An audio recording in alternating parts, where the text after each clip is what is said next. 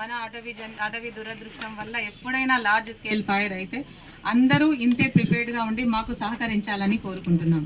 మాకు కాదు, మనం అందరము కలిసి అడవిని కాపాడాలని కోరుకుంటున్నాం. Thank you very much. So ఇంకొక విషయం ఏంటంటే, ఇది మన స్టేట్ లెవెల్లో అబ్జర్వర్స్ ఉన్నారు. స్టేట్ లెవెల్ ఆఫీసర్స్ అందరూ కూర్చొని ఇది కంటిన్యూస్గా అబ్జర్వ్ చేస్తున్నారు. మన వీడియో కంటిన్యూస్గా వాళ్ళకి ప్లే అవుతుంది. ప్లస్ వాళ్ళు మన దగ్గర అబ్జర్వర్స్ని పంపించారు, ఇద్దరిని. వాళ్ళు కూడా మన దగ్గర ఎప్పుడు ఏమేమి జరుగుతుంది, ఇన్సిడెంట్స్ ఏమేమి ఒక 2 విలేజెస్ని మనం ఎవాక్యుయేట్ చేసాము, అది కూడా చూస్తాము. అంటే ఈ ఫారెస్ట్కి దగ్గరలో ఉన్న 2 విలేజెస్ ఒకవేళ వాళ్ళ గుడిసెలు అవి తగలబడిపోయిన క్రమంలో వాళ్ళు ఏం చేయాలి? ఇప్పుడు కోస్టల్ ఏరియాలో సైక్లోన్ వచ్చినప్పుడు ఎట్లా ఎవాక్యుయేట్ చేస్తాం, ఖాళీ చేపిస్తాము తీర ప్రాంతాల వాళ్ళని. అలా మనము మన అడవికి ఆనుకొని ఉన్న విలేజెస్ని ఎవాక్యుయేట్ చేసి తాత్కాలికంగా మంచి అంటే సేఫ్గా ఉండే ప్లేస్లో పెడతాం. అలా మన ఒక హరిణి ఫారెస్ట్ పార్క్లో పెట్టాము. సో ఈ విధమైన ఏర్పాట్లు కూడా మనం చేసుకుంటాం. ఫారెస్ట్ ఫైర్ వరదల్లాగానే మనకు టైం ఇవ్వదు. వచ్చినప్పుడే మనం ఫోన్లో చెప్పగానే అన్ని డిపార్ట్మెంట్స్ వీలైనంత త్వరలో అతి దగ్గరలో ఉన్న ఏ సెంటర్ నుంచో మినిమం ఫోర్స్ని ఉన్నంత మందిని పంపించేస్తారు. తర్వాత అడిషనల్ ఫోర్సెస్ యాడ్ అవుతుంటాయి. సో ఇది సిచ్యువేషన్స్. సో ఇలాంటిది వచ్చినప్పుడు మనం అందరము మన అడవిలో ఫైర్ని మాత్రం తప్పకుండా కాపాడుకోగలమనే నమ్మకం నాకుంది. Thank you very much. మన ఫ్యూచర్కే నష్టం వస్తుంది. అలా కాకుండా మనల్ని చూసి చూడని జంతువులు చాలా ఉంటాయి దీంట్లో. ఇప్పుడు మనం ఇంత చిన్న స్కేల్లో చేయడానికి కూడా అదే రీజన్. మనం పెద్ద స్కేల్లో మంట పెట్టేసి ఆర్పగలం ఇప్పుడు ఇంతమంది ఉన్నారు కాబట్టి. కానీ అంత చేయలేదు. ఎందుకు అంటే చాలా రకాల జంతువులు, అంటే కీటకాల నుంచి మొదలు పెడితే పెద్ద జంతువుల వరకు చాలా రకాలు ఉంటాయి, థౌజండ్స్ ఆఫ్ వెరైటీస్.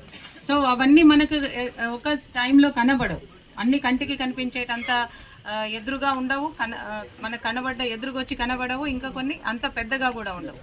కానీ అవన్నీ మన ప్రకృతి సమతౌల్యానికి అవసరం.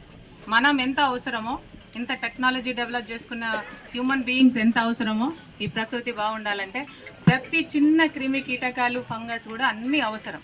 సో వాటన్నింటినీ కాపాడుకునే క్రమంలో వాటన్నింటినీ మనం ఇవాళ కాపాడితే మన ఫ్యూచర్ జనరేషన్స్, 1-2 జనరేషన్స్ కాదు, హండ్రెడ్స్ ఆఫ్ జనరేషన్స్. ఇప్పుడు మనం థౌజండ్స్ ఆఫ్ ఇయర్స్ అయింది హ్యూమన్ ఎవల్యూషన్ అయ్యి. ఇన్ని సంవత్సరాల తరబడి మనకి వెన్నంటి ఉన్నాయి చెట్లు, వాటికి సంబంధించిన ఈకాలజీ అంటే చెట్లు మరియు వాటితో ఉండే వివిధ రకాల జంతువులు. మనం పెంచుకున్న జంతువులు, మనం ఇప్పుడు పెంపుడు జంతువులుగా ఉన్న మనకు పాలిచ్చే జంతువులు కానీ కోళ్లను పెంచుకున్న అన్నీ కూడా ఒకప్పుడు అడవిలో ఒక భాగం. సో అవన్నింటినీ మనకి ఇచ్చింది అడవి. సో ఇంకా అలా చాలా రకాలు వైల్డ్గా ఉన్నాయి. అవన్నీ అలా ఉంటేనే, ఏటి నంబర్లో అవి ఉంటేనే, ఎంత ఉండాల్సినంత నంబర్స్లో అన్నీ ఉంటేనే మనం అందరం బాగుంటాం. మనం అంతా బాగుండాలి అంటే మన అడవి బాగుండాలి. ఇప్పుడు మన భారతదేశంలో ఫారెస్ట్ పాలసీ ప్రకారం 33% of the total geographical area మనకి ఫారెస్ట్ ఉండాలని మనం డిసైడ్ చేసుకొని దాన్ని పెంపొందించడానికి ట్రై చేస్తున్నాం. మీద మన మనుషులు ఉండే ప్రాంతం కంటే అటవీ ప్రాంతాలే ఎక్కువ ఉన్నాయి కాబట్టి మనం ఈ మాత్రం మంచి పరిస్థితిలో ఉన్నాము. సో వాటిని కూడా మనము పాడు చేసుకుంటే, కాపాడుకోలేకపోతే, అంటే మనం కావలసుకొని మంటలు పెట్టేదే ఎక్కువ. ఇంతకుముందు ఫారెస్ట్ ఫైర్స్ అట్లా వస్తుండే. మన దగ్గర ఫారెస్ట్ ఫైర్స్, వైల్డ్ ఫైర్స్ చాలా తక్కువ మన దేశంలో. వేరే ఇతర దేశాల్లో కెనడా అటువైపు వేరే రకమైన అడవి జాతి మొక్కలు ఉంటాయి కాబట్టి వాళ్ళకి నేచురల్గా వచ్చే వైల్డ్ ఫైర్స్ ఎక్కువ ఉంటాయి. వాటిని కంట్రోల్ చేసుకోవడానికే వాళ్ళ ఉన్న ఎనర్జీ అంతా పెడతారు. మన దగ్గర ఉన్న ఫోర్సెస్ కంటే ఎక్కువ ఫోర్సెస్ ఉంటాయి. ఎవరిని మనుషుల్ని పోనీయరు, ఒక చిన్న మంట కూడా పడనివ్వరు. అయినా సరే వైల్డ్ ఫైర్స్ వస్తాయి. మన దగ్గర వైల్డ్ ఫైర్స్ లేవు, మనం కావలసుకొని పెట్టేయే ఎక్కువ ఉంటాయి. 100లో 99% మనుషుల ద్వారా పెట్టిన మంటలే ఉంటాయి.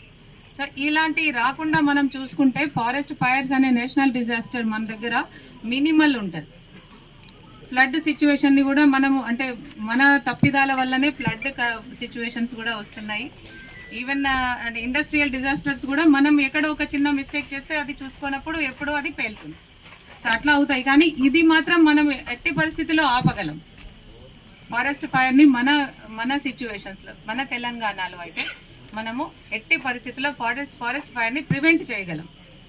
సో అలా చేయలేని పరిస్థితుల్లో లార్జ్ స్కేల్లో వచ్చినప్పుడు మనం ఎలా ప్రిపేర్డ్గా ఉండాలనేది మనకి ఈరోజు పార్టిసిపేట్ చేసిన 19 డిపార్ట్మెంట్స్ మనకు చాలా కోఆపరేట్ చేసి తెలుసుకునేటట్టు చేశాయి. సో ఒక